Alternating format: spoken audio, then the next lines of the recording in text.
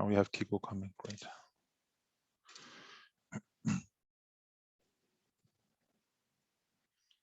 Okay, Peter, I will start. Let Eric know that if he can manage to join, we'll give him a short speaking slot if he manages to reconnect. So let's keep his presentation until maybe the end or during the second part of today's event, so he can present his own organization. I think it's better. All right. Okay. So good afternoon, everyone. My name is Christian Kinkombe. I am the co-founder and managing partner of 4P Group, and I'm also a partner of Impactpreneur Africa Limited, which is based in Lusaka, Zambia. 4P Group is operating out of Lusaka, Zambia, as well as in Geneva and Switzerland.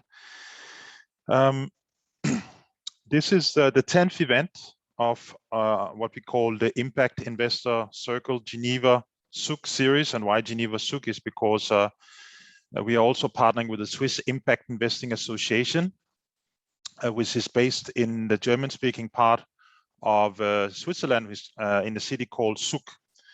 And I represent the Swiss Impact Investing Association in the French-speaking part of Switzerland and Geneva.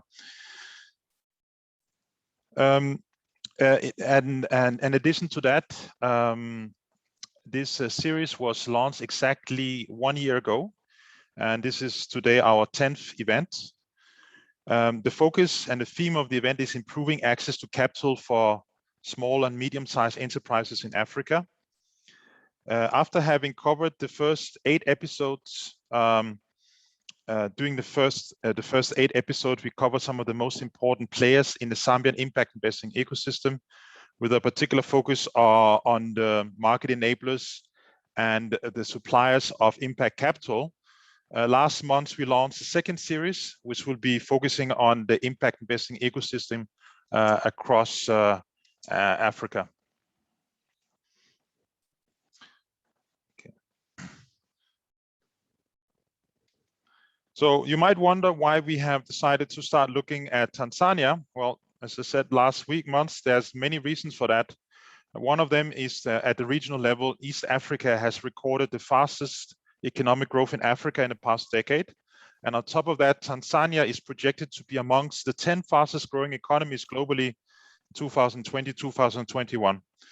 Contrary to Zambia, Tanzania has a much larger population of more than 55 million people, which present a significant consumer base for various goods and services, which should make Tanzania an attractive impact investing destination.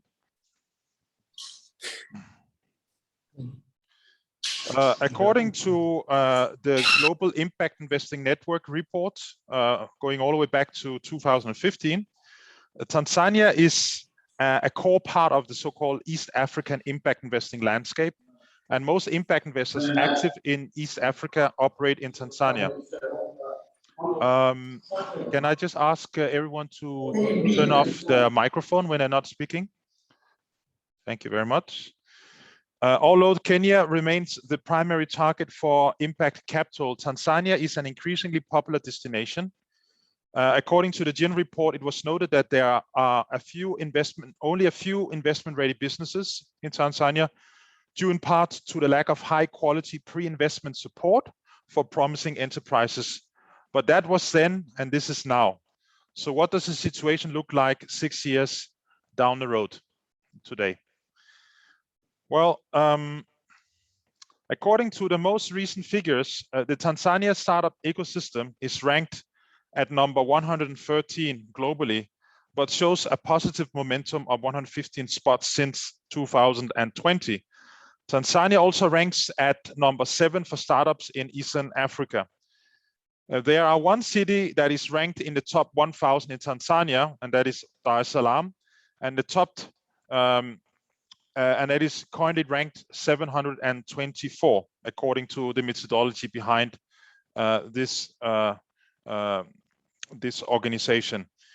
On the other hand, this open source called Startup Link Global Startup Ecosystem Map, which depend on market enablers' own action to upload their information to become visible players.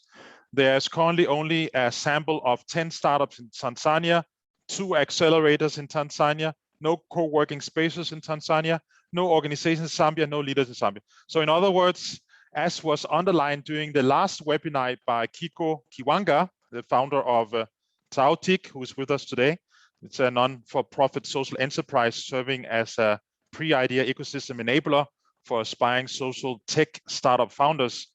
Namely that the Startup Blink Global Startup Map is not the ideal source to get a good sense of what the true Tanzania market enabler system actually looks like, which we will attempt to rectify with today's webinar. Sahara Ventures last year attempted to provide a comprehensive overview of Tanzania's market enablers in both Dar es Salaam as well as in the rest of the country. Here's an overview of the old system, which started in 2011, including Buni Hub, which is one of the market enablers who will present to us today, as well as the new players which came on board during the past 7-8 years. Again, according to Kiko Kiwanga, the founder of Tautik, there are at least 52 tech hubs in Tanzania. So a lot has happened since the GIN report in 2015.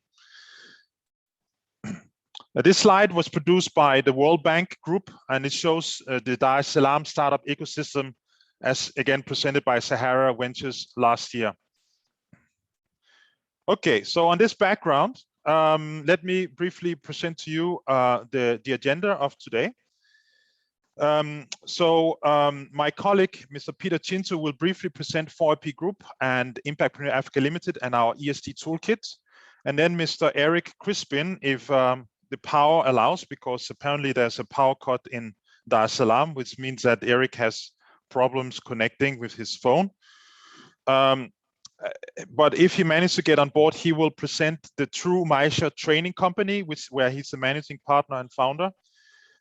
This introduction will be followed by part 1 of the core program, where the founders or CEOs of some of Tanzania's leading market enablers will present the role that they play in making Tanzania a more attractive impact investing destination. And this will then be followed by part 2, where specific questions to the presenters will be raised. There will also be an opportunity for a short exchange with the attendees. And at the end of the event, a few concluding remarks regarding the next steps for the participant and investors, as well as the next event by 4IP Group, will be presented by Peter Chinto of 4IP Group. This is a live session. It's being recorded, and this will be uploaded on both the 4IP Group as well as the Swiss Impact Investing Association's YouTube channels before the end of this week, and share with all prospective or actual impact investors investing in East Africa community and Tanzania, in a hope that they, through their investment, will assist Tanzania's impact enterprises to scale their solutions for the sustainable development goals, thereby contributing to shifting Tanzania towards the so-called leapfrogging impact technology economy, captured by the acronym LITE, that a new fund that I'm setting up together with Leonel Hill Capital, called the Invisible Heart Fund, is promoting. So without just the last but not least, a few house rules. Please turn off your microphones whenever you're not speaking throughout the entire event, in order not to disturb the speakers and the listeners.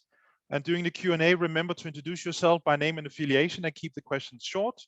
And please do feel to use the chat box to introduce yourself and raise pertinent questions, which we'll try to attempt to raise and answer during the Q&A. So with this introduction, Peter, over to you. And I've made you a co-host in case you want to share any slides. All right, okay. Thank you so very much, Christian. And good afternoon to everyone that is dialed in. Hello? Yeah, go ahead, Peter, if you want to. Am I audible enough? Yes, we hear you clearly. Yeah. All right, okay. Thank you so very much. So without further ado, let me go straight into introducing 4IP Group as well as Impactpreneurs Africa.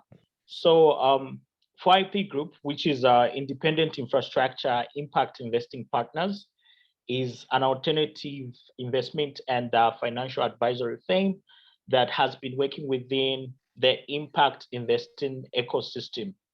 So as 4IP Group, we have been working tirelessly to promote impact investing within the SADC region, and around this time, we're actually exploring the northern part of Africa, as well as Eastern Africa. So we operate and work with clients across the world with a greater focus on emerging and frontier markets, primarily, like I had said, in Africa, and then we also have a foothold in Southeast Asia. Yeah. So on the other hand, we also do development consulting, capacity building for SMEs, and investment matchmaking, of course, for SMEs, for the purpose of impact capital raising. So 4IP Group last year decided to co-found another alternative, or rather investment advisory firm, which is Impactpreneurs Africa. This one is domiciled and based in Lusaka, Zambia. Yeah. And then I had mentioned briefly about our investment matchmaking activities and capacity building for SMEs. So in terms of capacity building for SMEs, we have noticed to say most businesses get to struggle as far as attracting impact capital is concerned.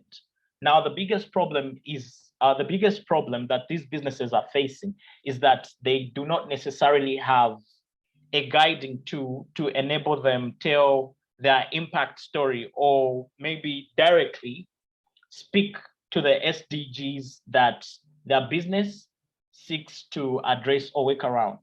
Now, seeing this gap, 4IP Group decided to develop an ESG toolkit that helps businesses transition from what could be called ordinary enterprises to impact enterprises. So the ESG toolkit comprises of 7 steps, and these 7 steps get to serve as guide along this transitioning journey into becoming an impact enterprise. Now, the first of the 7 steps is exploration, where we know and appreciate the fact that the phenomenon of impact investing is not something that is so old and so very much new in Africa, as well as the SADC region. So the first step is exploration, where we get to introduce an enterprise to the concept of impact investing. So here we get to make sure that that enterprise learns about impact investing, as well as some of the opportunities that exist within the impact investing space. Of course, those that are closely related to their line of business or line of work. And then the second step in the ESG toolkit is the reflection step, where we get to help a business identify motivations and objectives regarding environmental and social outcomes. I think this is one of the steps that directly speaks to the transitioning journey, because if a particular enterprise is going to identify itself as an impact enterprise, then there should be clear and direct effort as far as having motivations as well as objectives regarding environmental and social outcomes are concerned. Then the third step within our ESG toolkit is the deepening step or training. Now, here we understand that most of the businesses that we have been working with within the SADC region, as well as Malawi, most of the businesses have been approaching us because we are able to raise impact capital for them. So the deepening stage gets to help a business develop an immediate actionable impact fundraising strategy. Then the fourth step is strategizing, which gets to look at how the last 3 steps, which is exploration, reflection, and deepening, have been interacting, and just try to find ways within which we can maximize the benefits resulting from the interplay of these 3 steps. Then the 5th step is becoming investment ready. Now, becoming investment ready is not something that can be done overnight. And I'm pretty sure that Accelerators here would get to agree with me. So here we get to look at a number of things, or rather issues, that pertain to a particular SME or enterprise. So one of the things we get to ask questions, and of course we get to ask questions: do they have a proper business plan? Do they have audited financials? Do they understand the benefits or the need for them to have audited financials? Do they have a skilled and competent team to get to drive their business strategy? Do they have the capability to grow and scale their business going forward? So those are just some of the issues that we get to look at in the fifth step of becoming investment ready. And sixth, of course, which is very, very important as far as becoming an impact enterprise is concerned, is impact measurement. So the impact measurement step gets to find and use industry standards for impact measurement. So here we are talking about the IRIS, which is the impact reporting and investment standards, as well as the IRIS Plus, including the impact management framework, IMM. But most importantly, for SMEs, because we know to say it is not just going to be done overnight for them to be able to measure impact. So we get to help SMEs develop an impact measurement framework, one which can easily be communicated to prospective investors, impact investors, sorry. And by so doing, we know to say it is going to be very easy for such an SME to be backed by 1, 2, or 3, 4 impact investors, because clearly they have been able to tell their impact story, and of course they have been able to identify motivations as well as objectives regarding environmental and social outcomes. Then the seventh step within our impact measurement or within our ESG toolkit focuses on optimizing and reinforcing some of the findings, as well as what we get to conclude on together with the business. And at the same time, as a result of the optimization step, we get to give that particular SME a chance to pitch before our pool of investors, just for the purpose of raising impact capital. So I think for now, I would like to end there. Christian, over to you. I think I'll come back with a little bit more details towards the conclusion of the program. Thank you so very much. Thank you very much, Peter. Let me just say a few words on behalf of we have a number of partners already in Tanzania. During the last month's webinar, one of the positive things that came out of that was 2 of our speakers actually that laid the basis for a closer collaboration with them. And one of them we have with us today. And we have also just recently established a partnership with Eric Crispin. He's a founder and managing director for True Maisha Training Company Limited. He's, as he say himself, an avid and experienced professional trainer and consultant in organizational change, business growth strategy, social entrepreneurship, innovation, and personal development programs to corporate companies, NGOs, and so on. For 9 years, Eric Crispin has been working partly as an employee, trainer, leader, and freelance consultant to local international organizations. And he's also a founder of Tanzania's Social Entrepreneurship Forum, TASEF, and he's now leading the founding of True Maisha Finance. He's also an author, and he's well known for being a successful and vibrant communicator. So unfortunately, because of the power cut that has affected certain neighborhoods of Dar es Salaam, he just ran out of battery a few minutes before we started this session, which is the reason why he's unable to present himself at today's event. So let's move on to the core part of the program. So you can see here, as I said in my introduction, unlike Lusaka in Zambia, where all of the intermediaries and all of the market enablers are concentrated in the capital Lusaka, Tanzania has actually managed to decentralize its support system outside of Dar es Salaam, as you can see in this map. So today we are very fortunate to have with us at least 3 representatives of this system and of the market enabler, and I've allow them to introduce themselves. So perhaps we could start with Mrs. Alisa Shamshuddin from ANSA Hub. Hi there, thank you for the introduction. Hi everyone, it's great to be here with you guys today. My name is Alisa Shamshuddin, and I'm the Fundraising and Partnerships Manager for ANSA Entrepreneurs. So I'll give a little bit of like an introduction of ANSA during the presentation, but we're essentially an entrepreneur support organization based both in Dar es Salaam and Arusha, and we provide entrepreneur support services across the region, which I'll talk to you a little bit more about.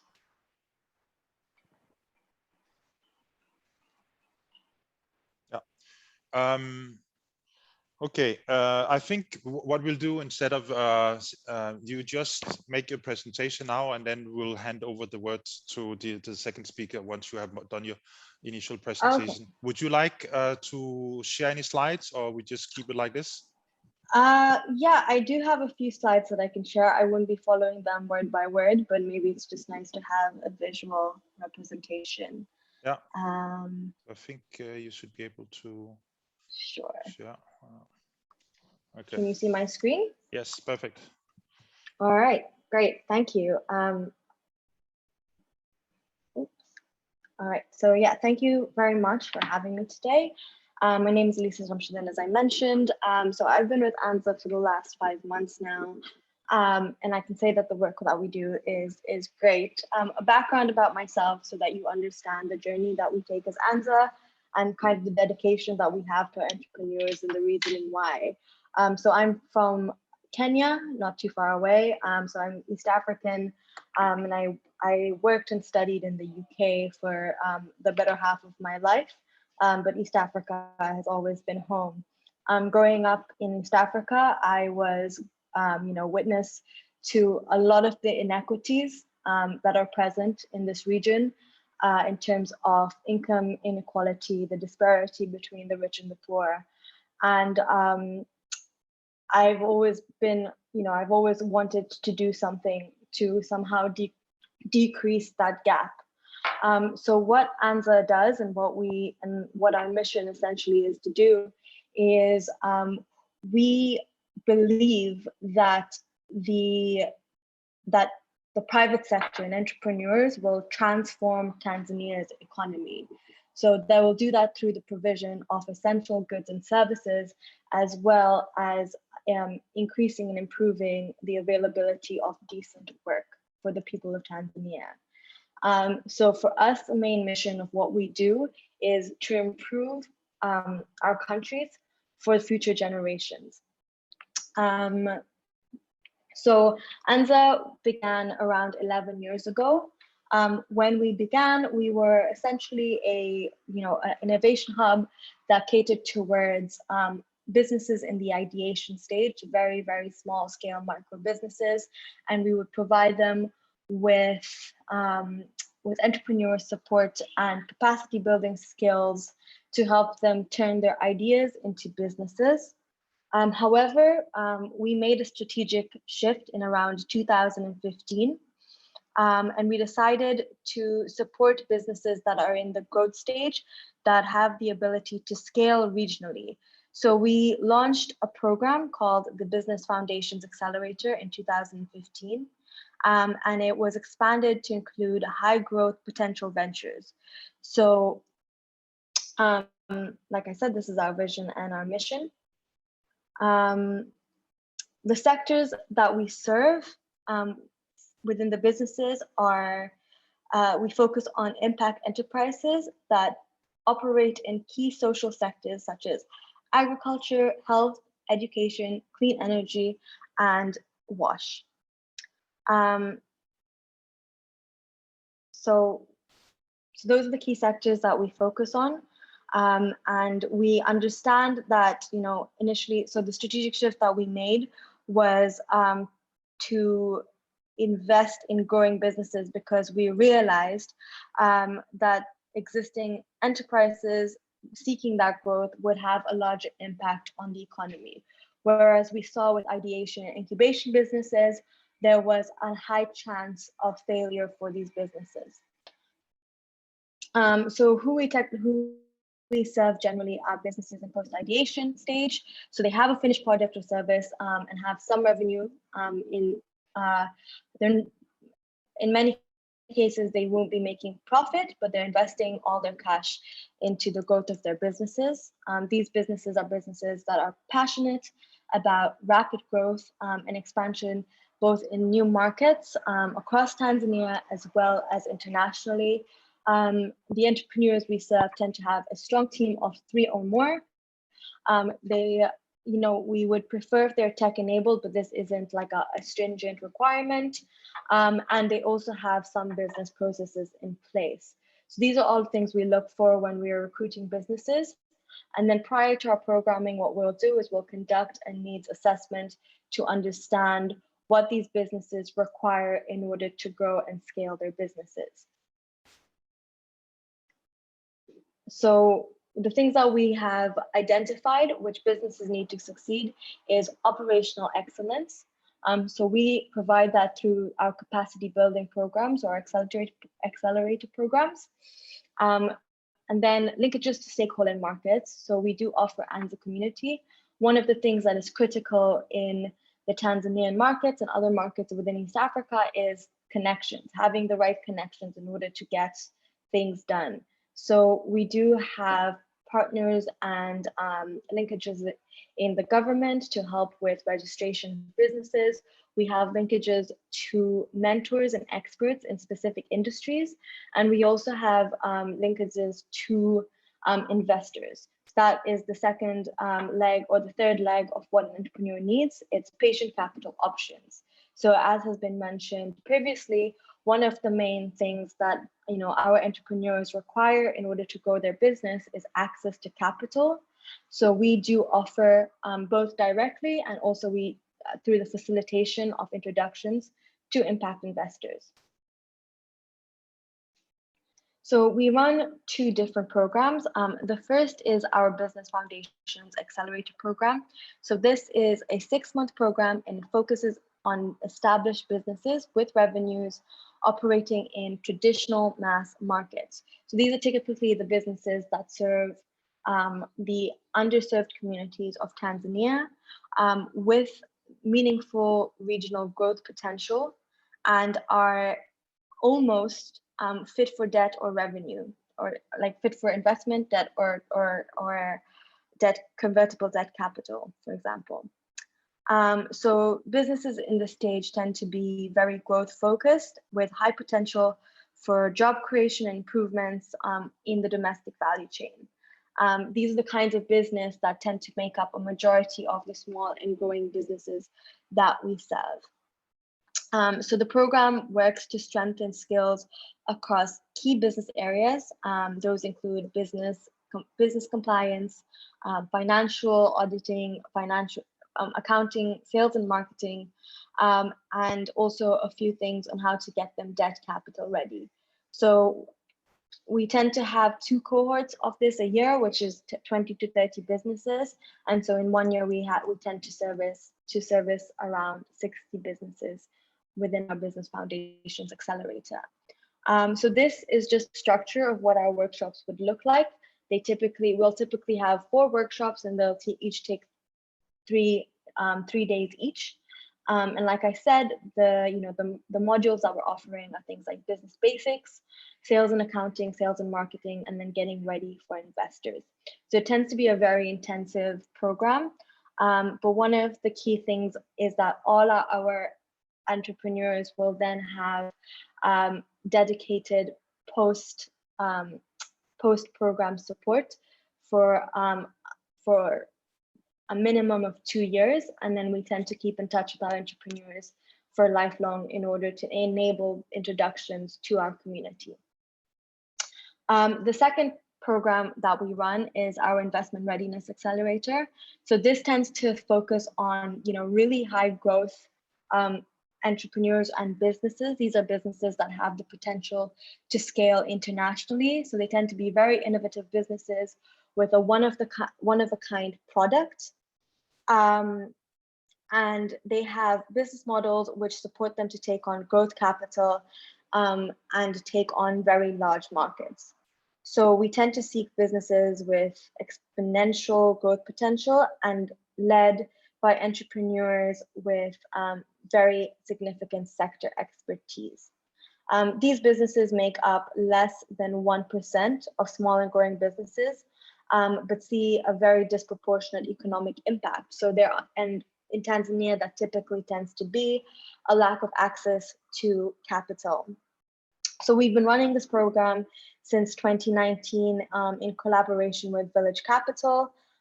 We have typically very small cohorts, so 10 to 20 participants for one program a year. So we'll only be able to serve around 10 to 20 businesses based on how many we can recruit, given that it's such a specific and technical course. It's actually very difficult to recruit businesses in this portion of our accelerator programs. So yeah, every entrepreneur that we have receives around 90 hours of training. The winner, so we'll select 2 winners or 1 winner at the end of each cohort, and we will directly facilitate either 10,000 USD or up to 50,000 USD. For the rest of the entrepreneurs who do not win the cohort, we do then facilitate capital through our impact investment network. Again, this is just a typical program delivery of ours.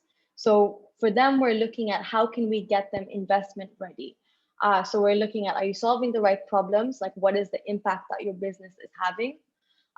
Do you have the right people and partners? So how are you growing your network and your community? Are you, do you have the right connections? Because that's very important when raising funds.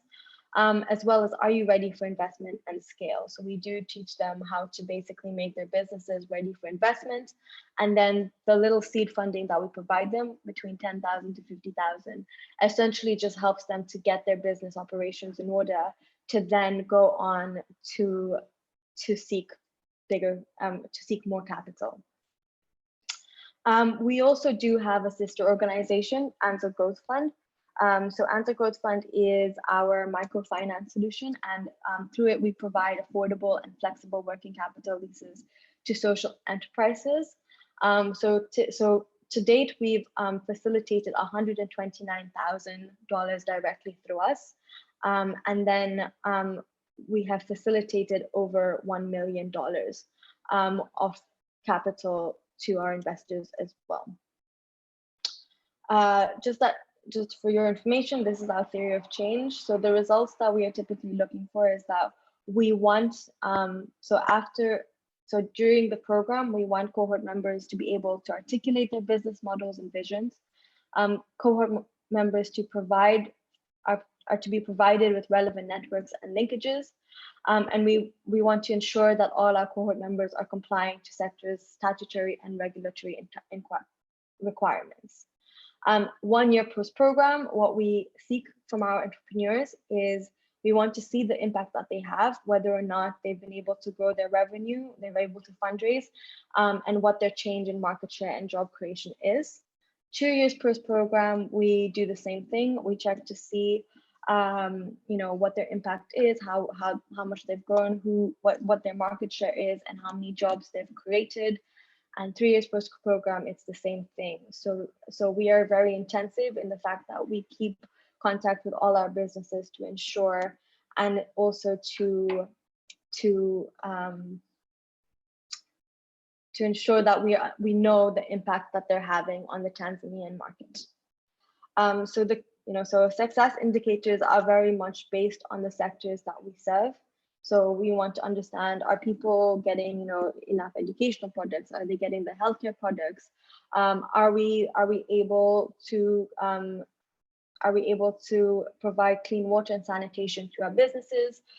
Sustainable energy has increased in a certain region, as well as agricultural process. Have we made agri-processing businesses easier and more efficient to run and provide more output to the people that they serve? So we tend to measure this based on the SDGs, such as good health and well-being, quality education, clean water and sanitation, as well as decent work and economic growth. So this is just a little bit of a summary of the journey that an entrepreneur will take with us. The first thing is we'll do either a 3 or 6 month introductory course based on the program they're in, the business foundations or the investment readiness. We'll conduct a business diagnostic before they join the program and after they join the program, as well as every quarter after the program, in order to ensure we are able to track their impact and their growth. We prioritize their goals and growth plan. We do one-to-one individual consulting from our business development advisors. So this carries on post-program as well. And we then facilitate access to low-cost debt financing. These are just our institutional and government partners. And yeah, so I guess that is the end of my presentation. All questions are welcome. Okay, thank you so much, Alicia. That was very insightful, particularly given the fact that you have already a very long track record, Answer Hub, with 11 years of operating in Zambia. Sorry, in Tanzania, not only Dar es Salaam, but also you said you're operating from Arusha. So I think there are some interesting questions that we would like to follow up with. But before we do that, we go to the next speaker in the program. And I propose that we'll have Mr. Maybe the ladies first, Mrs. Kalila Kels-Mbowe from Unleash Africa Social Ventures. Hello, Christian. Good evening, everybody. I sent an email as well as I sent you a message. Because of the time change, I'm actually in another meeting right now. So I won't be able to speak, but I am online, and I asked if there's any way that I can still participate and share information with everybody who's here right post. Yeah. I don't know when the meeting is over. I mean, we still have at least a half an hour left. So if you would want to come in a little bit later after your ongoing meeting, you're welcome to do so. Let us know if that works for you. Okay, so we let Kalila decide whether she will be able to join us after the meeting. It's true there was some issues with the time difference. Everything has become more messed up after we moved from summertime to wintertime in Europe. So let's move on. Let me then hand over the word to Mr. Edwin Bakalemwa from Buni Hub, which is also one of the longest running hubs in Tanzania. And Edwin, if you need any slides, I think we have made you co-host, so you can do that.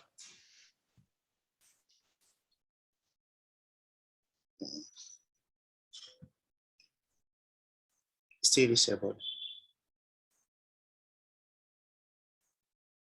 So now, Edwin, you should be able to share your slides if you have any slides you want to share with the audience.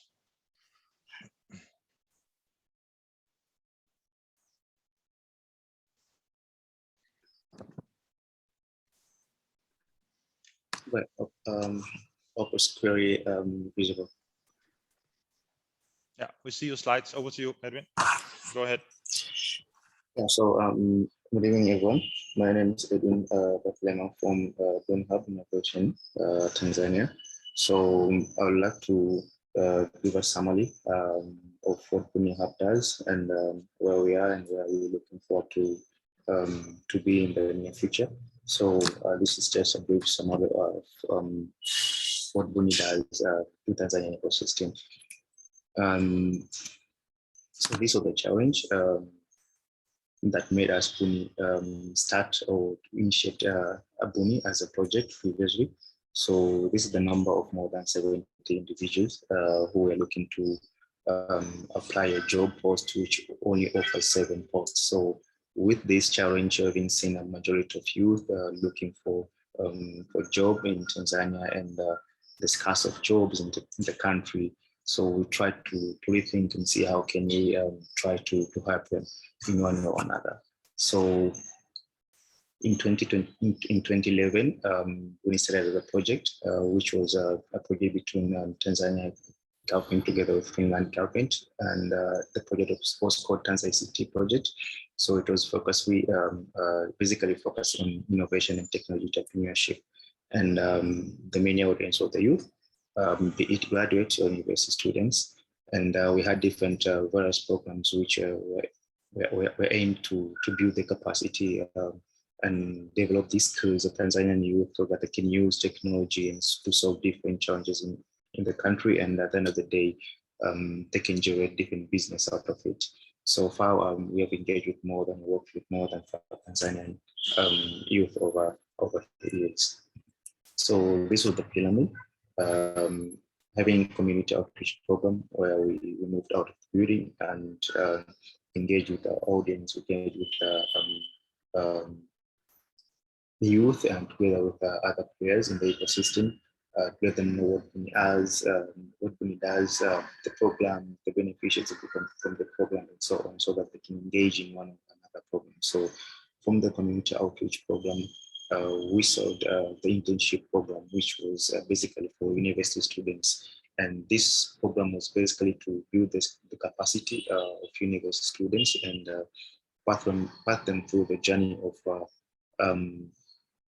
idea to prototype, the journey of becoming an entrepreneur, from problem identification or problem understanding identification to solution development. So it's an intense program which is more of 8 to 10 weeks, and within the journey, or students are within the university or within the program, they engage with customers, to engage with users, to understand what the challenge and the community, and come up with a promising product that can tackle the challenges while using technology. So from that, we usually give them options that for those who proceed with the projects, or for those who proceed with the business ideas, they'll join us within the mentorship program, which is a 3 to 6 month program, depending on the modality. So through the mentorship program, we try to strengthen the gaps and the areas where we see that there are challenges, and try to be clear on the business model, to be clear on the product itself in terms of the features, be clear in terms of the revenue, and so on.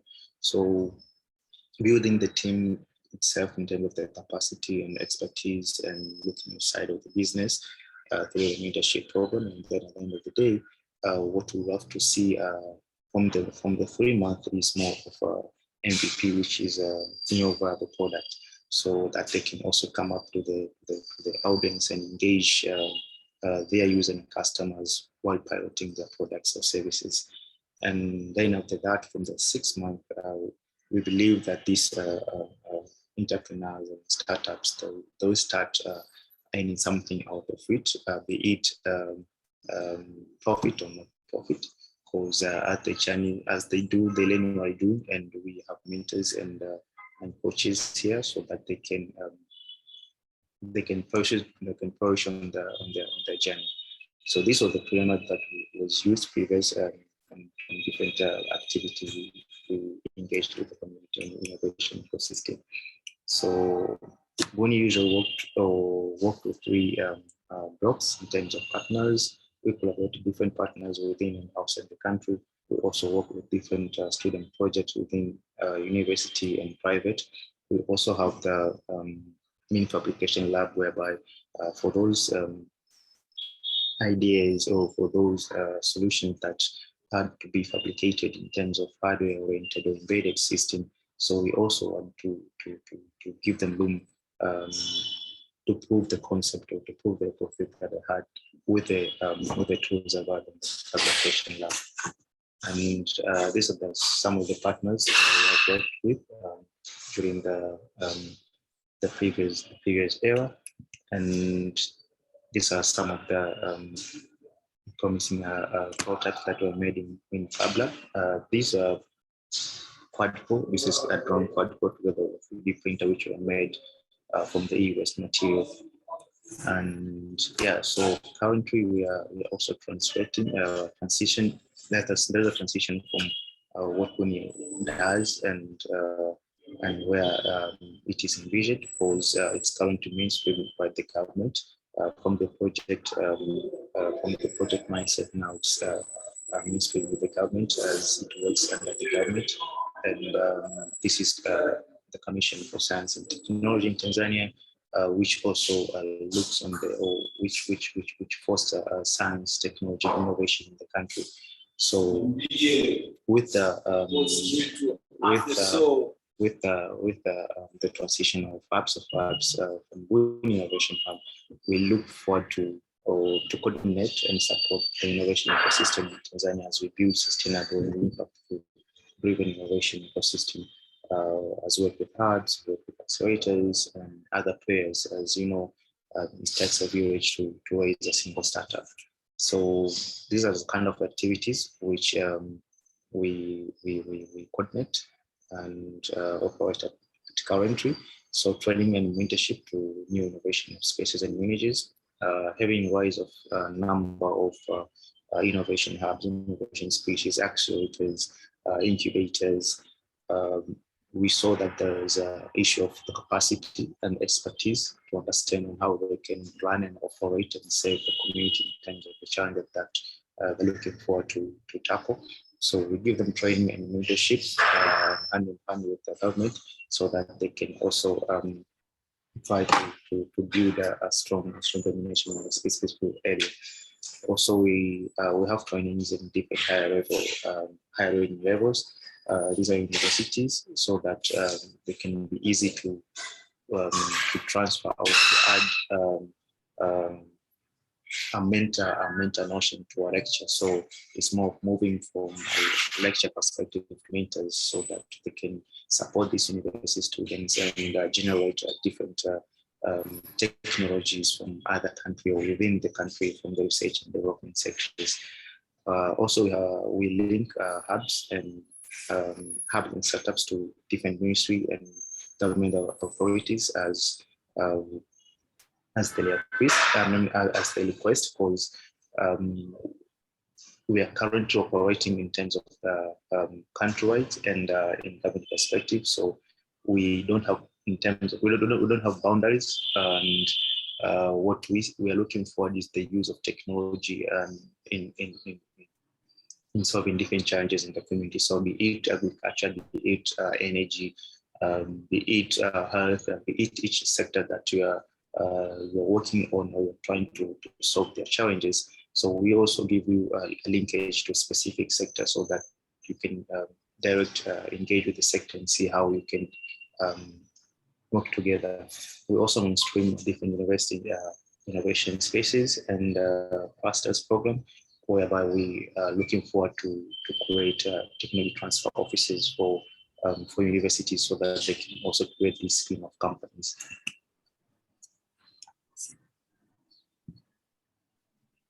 Yes, so this is the plan as to establish this previous capacity building to support and establishment of capacity building and other innovation spaces in Tanzania, piloting the previous program that Buni does, though we are trying to see how we can also still work on them. But as we move to hubs of hub strategy, we are looking forward to pilot these programs like internship and other programs that were basically for only youth in universities to be conducted at university level, and also looking forward to be information together with the knowledge center for innovation and technology entrepreneurship in Tanzania. So this was a summary of what Buni does, and yeah, I'll be looking forward to questions so that we can engage and understand more of what Buni does and how we can collaborate together. Thank you. Okay, fantastic. I particularly liked what you mentioned about your collaboration with the University of Tanzania. We also have a strategic partnership with Kinshasa Innovation Hub in Congo DRC, which has a similar collaboration with the Technical University in Kinshasa, and also now aiming to scale that up to the rest of the some other larger cities in country. So that's, I might have some questions to that effect during the Q&A. I'm very happy to see that we could see that Kalia in Boba, she said that she might be able to give a quick presentation because he's in the middle of a meeting, because there was some issues regarding the starting of today's meeting. So Kalia, if you are available now, we can do it, or we can wait for 10 minutes, because I can also see that we have Eric Crispin back. Hopefully you managed to charge your phone or your computer, Eric. But since Kalis is in a meeting, so I'll give her the first option as to whether she wants to go first or whether we shall allow Mr. Crispin to come in. Hey, Christian, I'll go first. I don't know if you can hear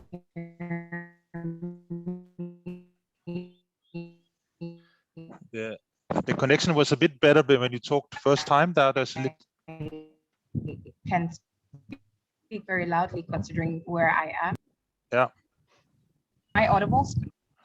Yeah, now we hear you better than just before. Please go ahead. Okay, hello everybody. It's a pleasure to be here. My name is Khalil Mbowe. I am from Unleashed Africa Social Ventures, as introduced. Now, because of the device I'm using, I will not be able to project or to share my screen, but I just wanted to take 5 minutes to quickly take you through some of the work we've done and where we want to go and where we see the entrepreneurship ecosystem going through. So Unleashed Africa Social Ventures is a group of social enterprises, and in one of the areas that we specialize in is social enterprise ecosystem development. And this is, we call this the space. And we came into the space with the intention to fill in the gaps that were present in the entrepreneurship journey. And I say that given my personal background as an entrepreneur for some time in TZ, realized that several of us entrepreneurs were going through different programs, and sometimes one of the, we call it a symptom it's a disease in entrepreneurship. We go through several accelerator programs, but then you find that there's very little growth. And there was a question of why is the growth so gradual, given the fact that there are so many programs and we have entrepreneurs hopping from one program to the other. So it was coming into this space and doing a research, looking at our personal experience and trying to figure out what were the gaps. There are several information gaps, there are several capacity gaps, and then of course there are issues to do with legislation and so on and so forth. But it was, how do we come in and fix some of these issues that are more innately connected to the entrepreneur rather than the ecosystem itself. Even though the ecosystem is something that a lot of us try to work on, we realize that there are several gaps when it comes to the entrepreneurs themselves, when it comes to some of the innate beliefs and the conditionalities that allow an entrepreneur to succeed in Africa. So looking at the business environment, doing business in Africa, looking at the background of the entrepreneurs, looking at the mindset, looking at the contextual, the beliefs that the entrepreneurs hold. And hence, when we came into the space, it was really about how do we create very contextualized programs that cater for the individual needs of every entrepreneur. So if you go through all the programs that, well, most of the programs we've been involved in, even though we do have this really structured approach, our structure is also very individual, looking at the individual needs of each entrepreneur. And quickly, the space initially, what it was conceived as was actually a digital information space where an entrepreneur can be connected to all the information they need, from conceptualization all the way to scale. But we put that on the back burner. And we've been building that over the past 3 years, but we started focusing on accelerator programs, and we have worked on 3 specific accelerator programs so far. We have the Tudenge TZ Innovation Challenge, which we actually worked on with Eric Crispin, who's on this call, and that lasted for 3 years. What we were really focusing on was looking at how to support growth stage entrepreneurs. Now, one of the really key differences with our programs is we do not necessarily, we're not sector specific. We look at some of the sectors that are pretty much not tapped into with different sector into. comes to the different programs we have going on. We look at quite a plethora of sectors. So the Tujenge TZ Innovation Challenge started in 2018 and ended in 2020. We had cohorts of 22 to 20 to 19 entrepreneurs who have seen great growth in their businesses, and our accelerator programs, for example, Tujenge, that they had, of course, a training phase, mentorship phase, but one of the biggest things that we have grown into as an organization is a support phase.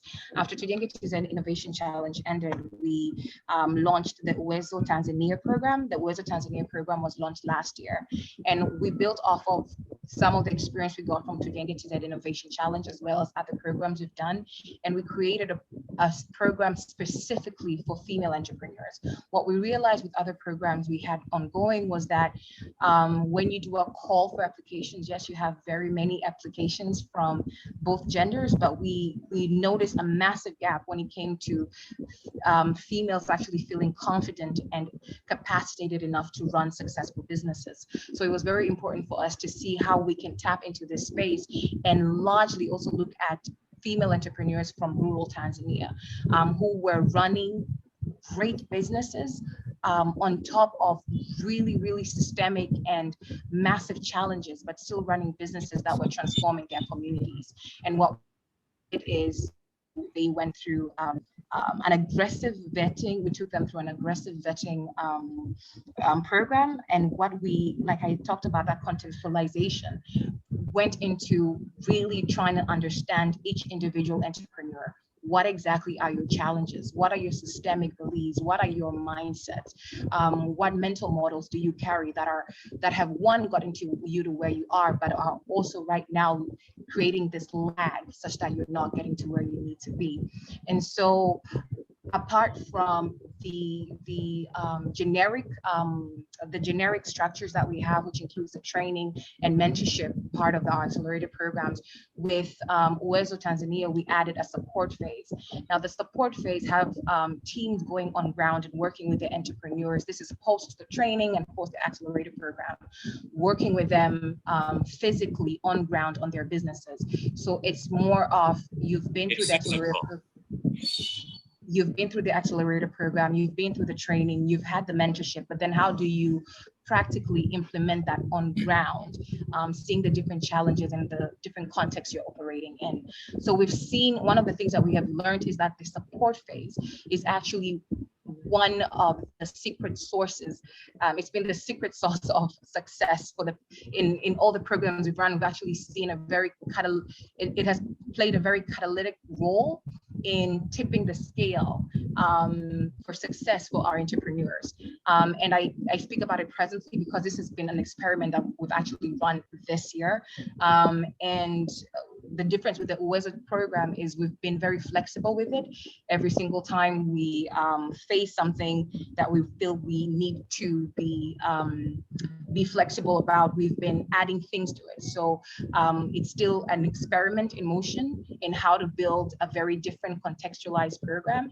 And we'd be more than happy to share the successes of that program so far, but that is the Uwezo Tanzania. In 2019, we started what we call Nipedili. Nipedili has been dubbed so far by quite a few, actually European organizations, as Tanzania's Shark Tank for social entrepreneurs. So one of the things that we realized was, one, there are a lot of, we talk about youth unemployment, we talk about the fact that young people need to start businesses. However, when it comes to pitching, when it comes to meeting investors, when it comes to accelerator programs, very few Tanzanians have access to what happens behind the four walls of a training, in a training room, behind what happens and the conversations that happens between a mentor and mentee. So the question was, how do we open this up and have a lot more people having access to these conversations. So it was using media. How can we use the media to really reach people? So Nipedili is actually an interactive media, an interactive TV show that so far in the first and second year we've been using YouTube. And the first and second year we had entrepreneurs from the Tujenge TZ Innovation Challenge come through and pitch, and they would pitch their businesses. And what we do is have a panel of investors or a panel of people who could connect them to investors. And from there, we would make sure that we create the content in such a way that people who are not present in the room would get to learn from it. So with Nipedili, we have gained a lot of success when it comes to its organic growth. Through YouTube, we've been able to reach hundreds of thousands of Tanzanians who have consistently been asking questions, consistently subscribing, consistently getting that aha moment. And in the beginning, again, Nipedili was a big experiment, especially because a lot of people, especially in the media, would tell me that, Tanzanians are not ready for this. Young people will not be able to receive it. It's heavy information. But Nipedili has proved a lot of people wrong. And so right now we are in the process we've partnered with a media, a TV station, and we're going to be working on Nipedili season 3, getting that out across Tanzania, and we'll be doing tours across different regions starting 2022. Please let me end there because I have people waving at me right now. If there are any questions, I'll be more than happy to share my slides with you and with everybody here. Thank you, everybody. And thank you for your flexibility in my situation. Thanks. Thank you so much, Kalila. It was an amazing presentation. In fact, we are blessed by having had 3 really excellent presentations, very insightful. And we also like to thank our local partner, Eric Crispin, for having facilitated the contacts and the participation of those excellent hubs.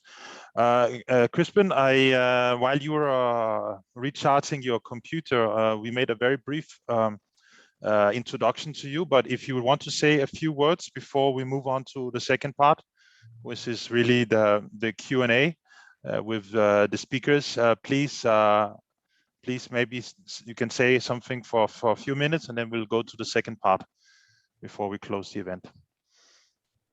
Yeah, thank you so much. I don't know if you can hear me. Yeah, we hear you very well. Okay, thank you so much. First of all, I'm sorry that I didn't make it at the beginning. We are experiencing power cut in Tanzania. So in our area, we didn't have power, and then I was affected directly. But thank you for the introduction bit about us. I'm happy that Khalila and Anza and Buni, they joined this meeting, and I think, as you said, it is insightful.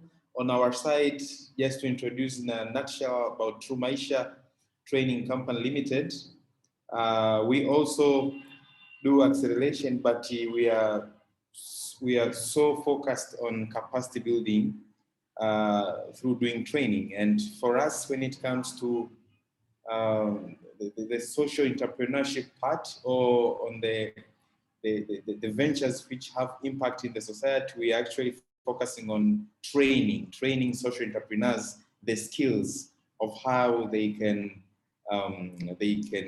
develop, they can grow their social enterprises. So that's the area we are really focusing on, actually capacity building and awareness creation. So training, and also, as you know, we are the one who found Tanzania Social Entrepreneurship Forum. That was also part of capacity building program, but we are trying to create awareness of the social entrepreneurship concept in Tanzania. That is actually what we are doing.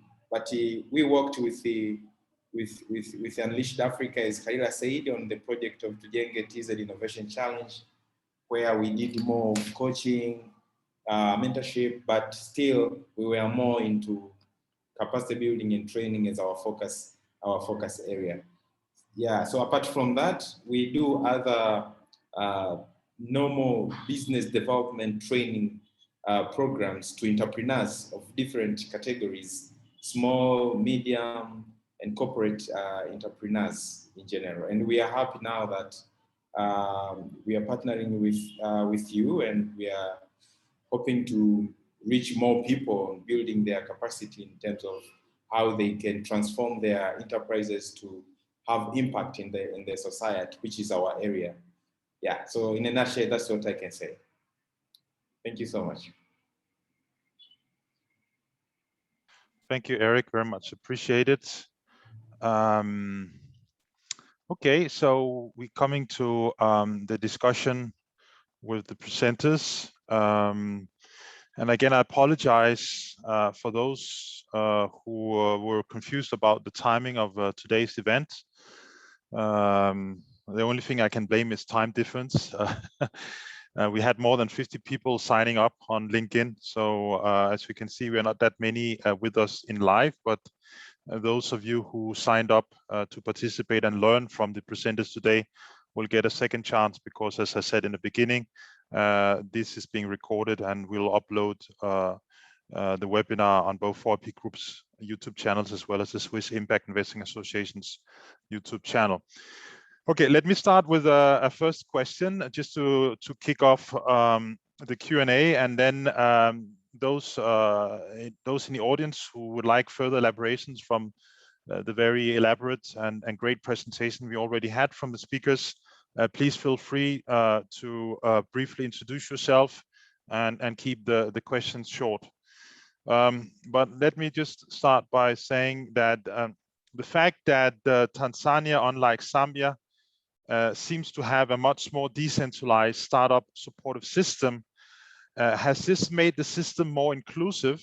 I think it was Answer Hub that put a lot of emphasis on the issue of inclusiveness. In other words, has it been easier for startups in the province or in the rural areas to grow and attract domestic and foreign investors due to the fact that you have market enablers, accelerators operating outside of Dar es Salaam? That would be my first question. And feel free to maybe, Alicia, you could start by asking that question, because you are also based out in Arusha. So maybe you can tell us a little bit more in more details. What is the difference from operating in Arusha versus operating in Dar es Salaam? Are these the same challenges? Are they the same types of enterprises that are reaching out to you to benefit from your expertise and your services? So I'm actually based in Dar es Salaam, but yeah, the organization itself is based in both Arusha and Dar es Salaam. Yeah, there is a difference between the entrepreneurs that we see coming from the Arusha and the northern region in general, as opposed to Dar es Salaam. Our BFA accelerators, so these are business foundations which focus on smaller businesses, we tend to see a bigger cohort of them coming from the northern regions of Tanzania. Whereas our investment readiness, although they come from all over Tanzania, we tend to see these kind of entrepreneurs are more concentrated in big cities such as Dar es Salaam. So from Dar es Salaam, we tend to find our investment ready entrepreneurs, whereas in the northern region, we tend to find our early stage businesses.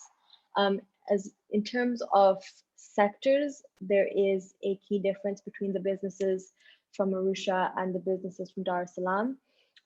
In the southern region, so Dar es Salaam, Lindi, Mtwara, we tend to see businesses that are more related to aquaculture practices, whereas in the north, it tends to be agribusinesses who we see the most. Okay, thanks a lot. That answers the question. Yeah. Yes, that was very good. Any from the audience would like to step in and ask any questions to our excellent speakers? Please feel free to introduce yourself and ask a short question. Hi, good afternoon. It's Thomas Montali. I'm based in Switzerland as well, so I've had a meeting with Chris. So yeah, I think very interesting presentation. But I just wanted to find out maybe from the group, so far with the initiatives you've implemented in terms of training, capacity building, and the like. do you think there is an impact in terms of entrepreneurs having access to finance, which is the biggest challenge globally, and worse actually in Africa?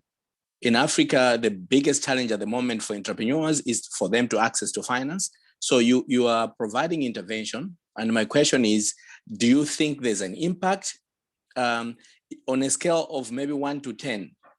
Are we at 2? Are we at 10? 10 meaning that we've won the battle, but obviously 2 meaning that we haven't done that. I just want to hear a comment from the players at the moment. Thank you. Thank you very much, Thomas. I can see that Kalila, she's managed to step out of her meeting again. So Kalila, please, over to you. Thank you very much. I'm sneaking in and out. I just wanted to give to elaborate with 2 points. One, I don't think we have won the battle. Neither have many African countries, but we are getting there. Even if once you compare the investment pipeline climate between East Africa and itself, Tanzania is lagging behind Kenya quite substantially, and there are a lot of structural and systemic issues that are connected have played a really instrumental role in tipping the scales and pushing us in the right direction.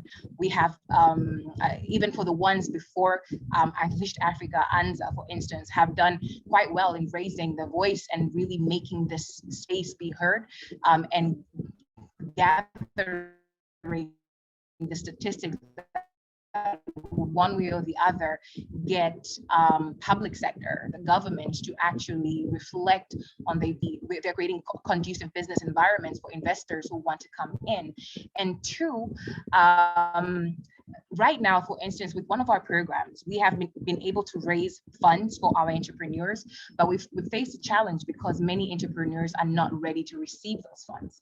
And when you look at where we are in terms of, the entrepreneurs' growth journeys, you realize that, when entrepreneurs step into an accelerator program, there are a lot of contextual issues that limit someone's ability to be quote unquote investor ready. But at the same time, it is different hubs and accelerator programs are doing a lot to help, entrepreneurs get to that space where they're ready. So one of the biggest challenges we find is one, getting investments, not just I don't want to really focus on local foreign investment, but getting investors locally, but also ready for the investment. That I've seen, especially in our work, has been a massive challenge, making sure that the investment does not kill the business and the idea, but that the entrepreneurs and the team are ready to actually receive with the proper structures and proper business operating functions. So those are some of the things that, I think when we're talking about this topic, we have to look at both 2 polarities, where the investor, are we ready for, have we created space where we're getting more investors, and also our entrepreneurs at a large scale ready to receive large investments. And there's a gap there, and that's the gap entrepreneurs investor ready, and then for conducive business environment for investors to actually want to come to in. Okay, that was very insightful. Thank you so much, Kalia. Okay, I can see that Edwin, he would like to compliment. So Edwin, please, over to you. Yeah, so on top of what Kalila said, as he said, the readiness for these startups and entrepreneurs, are they ready to acquire a massive investment from investors? From our part, we've tried to help them access these funds and investment from different parts of different locations within the country and outside the country. This is also being done with cooperation from SIZE program. So we have a SIZE program, which is Southern African Innovation Support. We're looking forward to support different startups and entrepreneurs within Southern African countries and give them access, we engage different investors from different locations. And from this program, we have conducted a lot of activities and trainings for the startups within different countries, and we have come up with two representative startups each year to have a chance to access funds within or outside the country. And good enough, this year we are moving them forward to Slash, which is one of the global innovation conference, where they will meet with a number of investors to see if they're ready to acquire the investment and have the chance to access investment within and globally. So Readiness is one, and this is because of the vision. Yes, we might have the vision, but the vision for these startups and entrepreneurs differ in terms of everyone has his or own interest. So it takes time to build the team, and thank you to Eric True Maisha with a good program on team building, because everything begins with the team. You might have a good team, but very crappy product. You might have a good product and good team, but poor in financial management and so far. So to me, team is key, and with the team, you can understand the readiness of these entrepreneurs and their vision, so that we can imagine how they can help. They can put themselves in the position to acquire and access this fund. So we are trying to bridge that gap, and with the institution as hosted, we have different competition and funds to innovators from different levels, in different levels. One is for proof of concept, the second is for technology development, and also we link them to different sectors and for commercialization. So we try to reach this gap and see how, for those who are leading, for those who have shown the readiness and commitment to achieve their dream, to achieve it in a very good way. So that's what I just want to add. Thank you, Edwin. I just have a people. Are there anyone? Okay, I can see Eric. He also has his hand raised. Eric, please, over to you. Yeah, thank you so much. I'd like to respond to that question of whether people in Tanzania, maybe Africa, have higher need of access to finance. My response could be yes. Based on my experience, I'm lucky that I've trained and worked with a lot of entrepreneurs around the country. If I could speak about Tanzania, and I know that access to finance is their huge need if you talk to everyone. The challenge here is if you come and look at them, they look like they are not investor ready, because most of people who are doing business in our society, they are people who are very informal, people who don't know the formal way of running business. So there are people who haven't gone to school so much. Those are the people who are doing business in our community. So they know how to run their business on their own way. They don't know how to follow formalities or the formal way of running their business in terms of what is required to access finance. If you talk to financial institutions in Tanzania, the biggest struggle they have is to make sure these people are loanable, are people who can be given loans, because they are not fitting in. The way they run their businesses are not fitting in being loaned by the financial institutions. That is the biggest struggle banks and financial institutions are facing here in Tanzania. But for sure, a lot of people need finance to grow their business. If you talk to them, they will tell you they need money, and they need money for what in terms of growing their business. They are very clear with that. But if you ask them in a formal way, if they have prepared business plans, for instance, if you go to formalities, then you may feel like these people are not investor ready.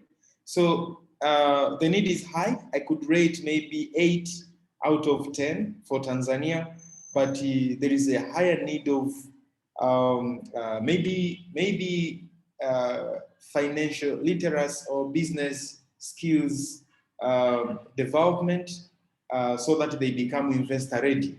They know how to organize their business in terms of how other people, especially investors, can understand them and easily finance them. That's what I can respond. Thanks a lot, Eric. We have 8 minutes left.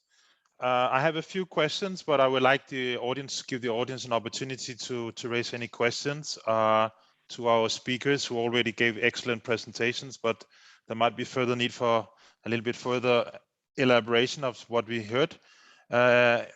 Anyone wants to raise a last couple of questions before we end today's event?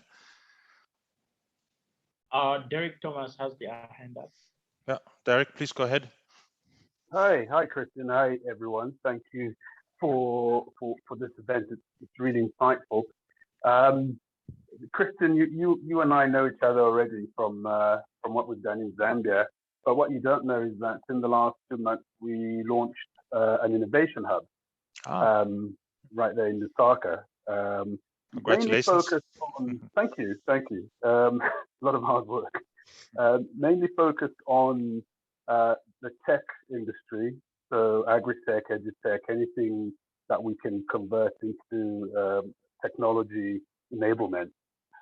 So I've got a question. I've actually got a suggestion and a question.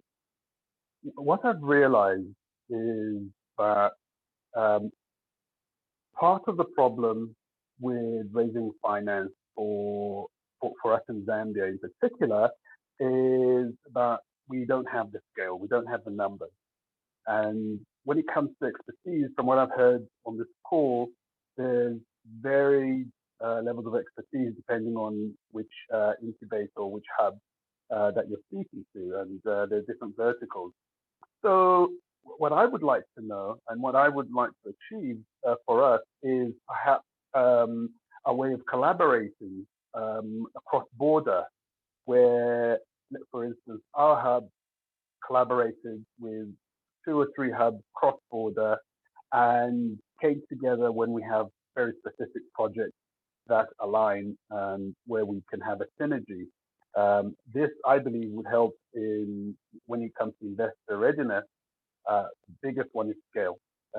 So you can always teach people how to build the right team. You can always help them to do that. In fact, that's our job, to help them to build the right team, bring in the right resources, and even sit in with them for a little while they focus on what they do best, which is whatever their business model is.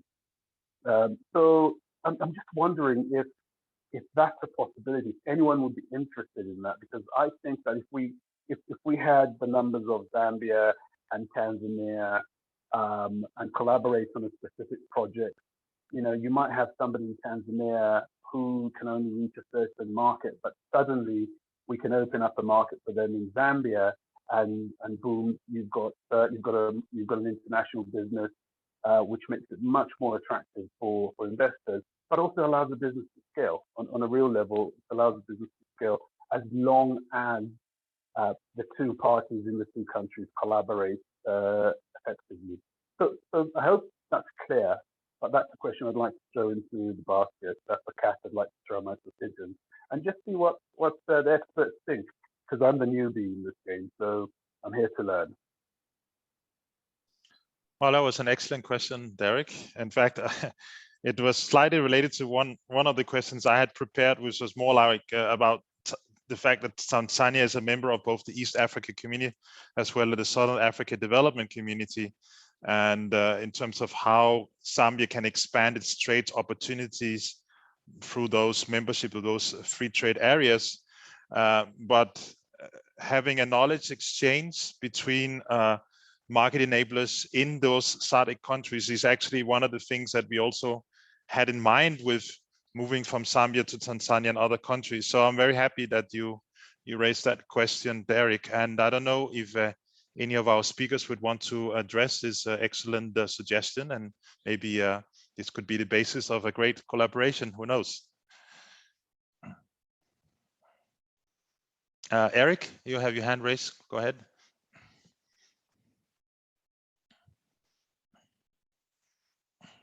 Eric, you unmute. Sorry, Christian. Yeah. I was off a bit. Something happened here. If I can get the major question first before I respond. I'm sorry, I was off a bit.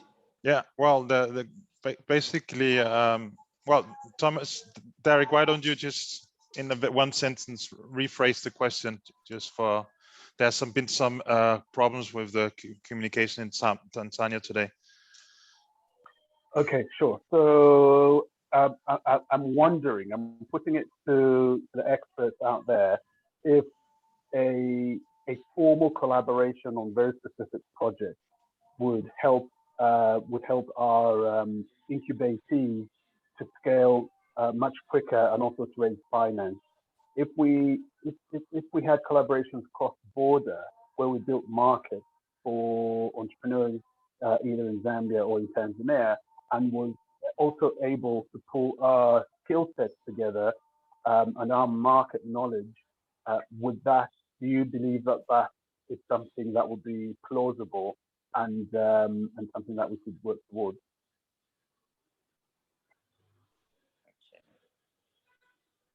Okay. Yeah, I think if I've got you well, when it comes to collaboration, I think that is something which is, from my viewpoint, I think that is something which is really need to be encouraged to be done, especially for this trade-free zone area. This is something which is supposed to be done, I think, because we really differ somehow in terms of opportunities for growth for entrepreneurs and maybe social entrepreneurs in these different areas. And if we collaborate, it really makes sense. For instance, I'm now collaborating with one organization in Kenya, and they do this. They call their table banks. Here we call Vikoba, Village Community Banks. So now there's a collaboration where the entrepreneurs from Kenya are coming in Tanzania for the sake of learning how this Vikoba is working here in Tanzania in comparison to how they do in Kenya.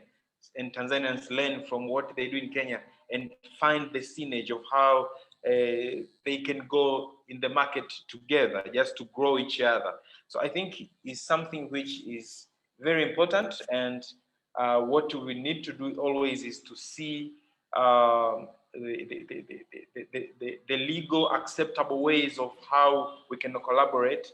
But collaboration, I think, is something which is very important, because this world nowadays needs interdependence, as you know, and it makes each other grow. For me, for the relationships, legal relationships, diplomatic relationships between, let's say, Tanzania and Zambia, I think it allows a lot opportunities for collaboration. Okay, thanks a lot, Eric. Just to let you know, Derek, on the program, there is hyperlinks behind each of the names of the presenters to their LinkedIn pages, so you can click on that, and thereby you can connect directly to the speakers.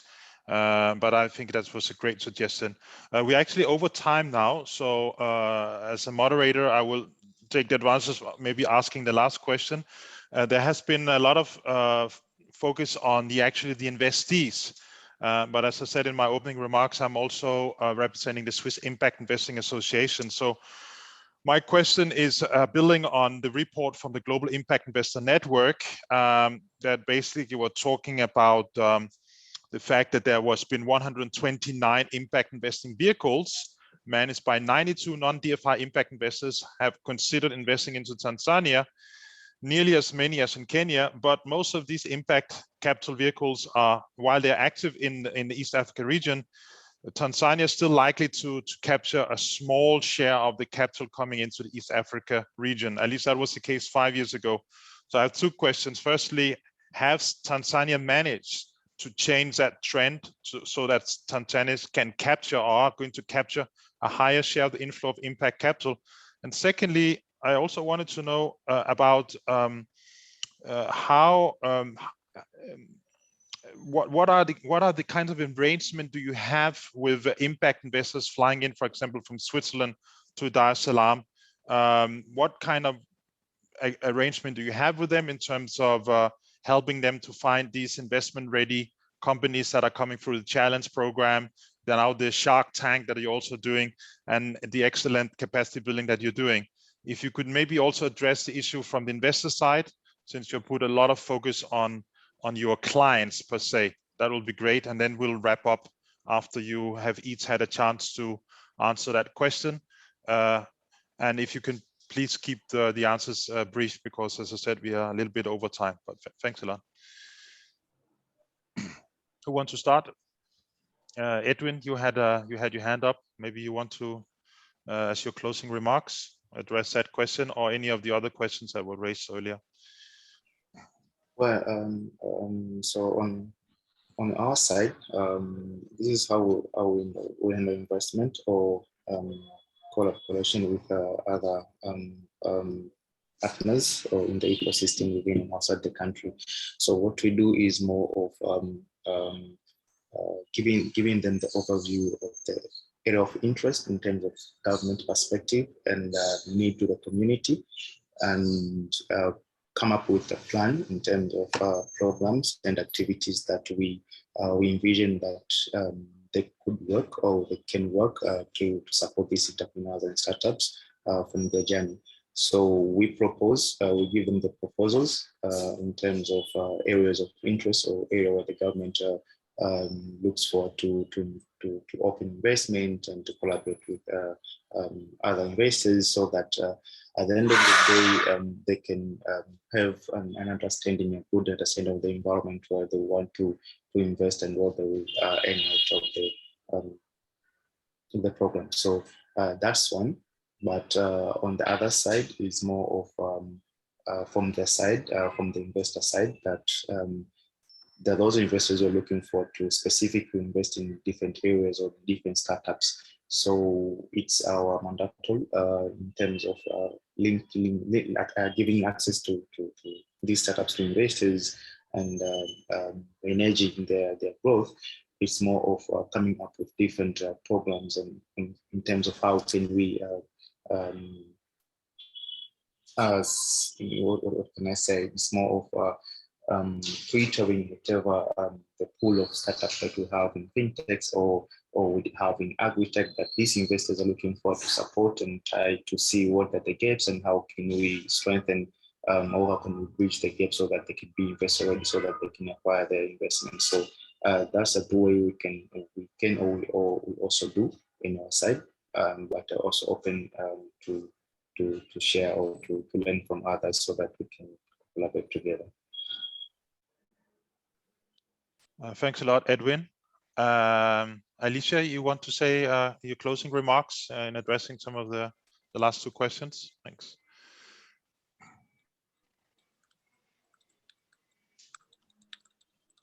Go ahead, Alicia.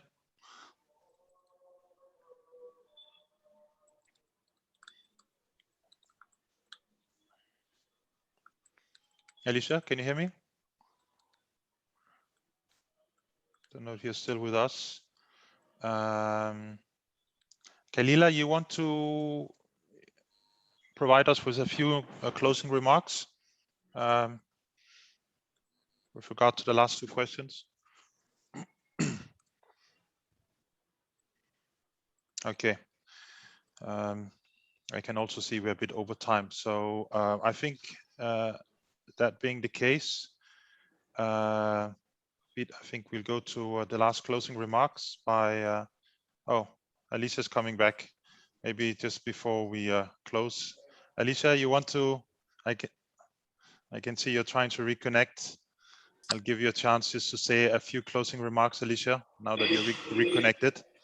Hi, yeah, sorry, the power just went off, so I had to reconnect on my phone. Yeah.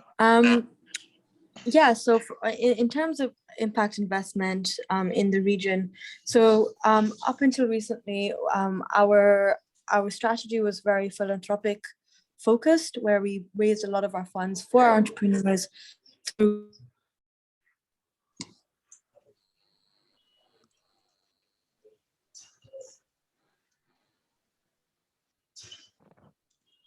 firms as well as VC impact investors. We're seeing that their interest in Tanzania is definitely peaking at this point. So we are kind of changing our strategy, which used to be solely a philanthropic way of raising funds, to now looking at a more private equity and VC as well as impact investments as a way of raising funds for entrepreneurs. So yeah, so that's just like kind of my closing note on the ecosystem itself. I do think that Tanzania, you know, has a long way to go, you know, to compare to like a market like Kenya, for example, in terms of international impact investment. But I do think that it is becoming easier for international investors to invest in Tanzania. And as a result, I do think that the market is growing and that it's going to be a better space for them. Okay, that was very good that you finish on a positive note. That's great. And so thanks a lot for those remarks and for all of your excellent inputs today. Lydia, you want to say, provide some closing remarks?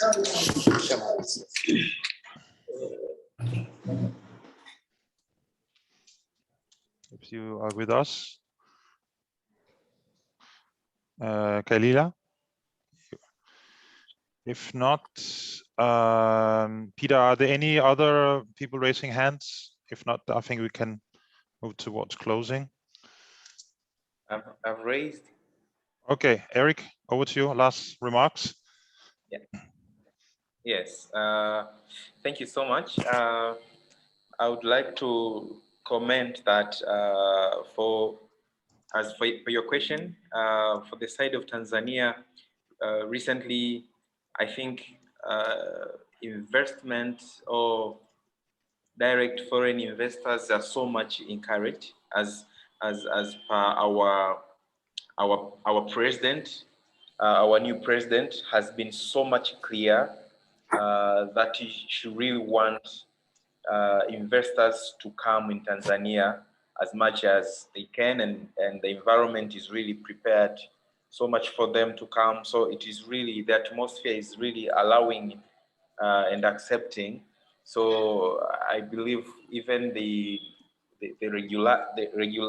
regulators like the Tanzania Investment Center are so much helpful for now if an investor comes in. So I think it will be in two ways. For instance, for us actors, we are there to prepare on the side of Tanzania, to prepare the investees, those people who startups, to prepare them become investor ready, and to help arranging the environment for the investors to come and connect with these startups for investment, just because the environment is really encouraging and empowering investors to come. So I think now the things are doing well for Tanzania. Thank you. Okay, thank you so much, Eric, for these equally encouraging words from the investor side. So you can hear that Tanzania is definitely has an increasingly investment and business enabling environment. So I hope some of our members of the Swiss Impact Investing Association has taken note of that we are there to help them look out for these investment opportunities through the accelerators in Tanzania. Okay, Peter, over to you for few closing remarks. All right. Okay. Thank you so very much, Christian. Well, to the rest of us, this year in October, we launched the second edition of the Impact Investor Circle series. So the focus of the second edition has been working on interventions that speak mainly to access to finance for SMEs in Africa. Now, our approach seeks to understand the already existing interventions within different regions so we don't get to duplicate, but rather enhance efforts through collaborations, like in today's webinar where we partnered with True Maisha Training Company. Now, having said that, I would love to announce the following upcoming events. So on the 1st of December 2021, which is this year, of course, we have the Building Bridges event hosted in Geneva by the Swiss Impact Investing Association, of course, closely working in collaboration with us as 4IP Group. And then on the 13th of December, this year, again, 2021, 4IP Group in partnership with the Open University of Tanzania will host the inaugural Impact Investment Lecture. So look out for that one. And then on the 14th of December, we shall host our second quarterly e-pitching session where a number of enterprises will be pitching to our pool of impact investors. Now, for us as accelerators, for you as accelerators who might have a few businesses to recommend to pitch on our e-pitching event on the 14th of December, we would love to get back to you and of course reconnect, how we can get to collaborate and work together. But our approach has been that the preconditions for enterprises to pitch at our event is that they should have done at least one step with us within our ESG toolkit before the actual pitching day. And then in January 2022, we shall host an impact investing webinar in conjunction with the National Advisory Board for Impact Investing in Ghana, which is the NABI Ghana. And then in February 2022, of course, we shall do a similar webinar with the Nigerian National Advisory Board for Impact Investing, NABI Nigeria. So I would just love to thank everyone for taking a part of their precious time to joining us and having this wonderful and insightful discussion. Thank you so very much once again, and have a pleasant evening.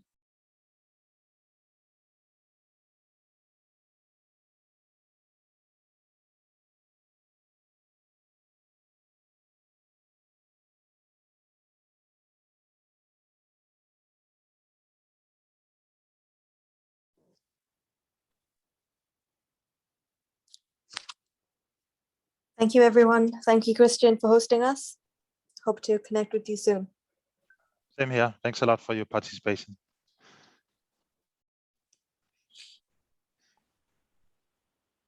Yeah. Thank you so much as well. Thank you, Eric. Much appreciated for your help in mobilizing the excellent speakers. Thanks a lot.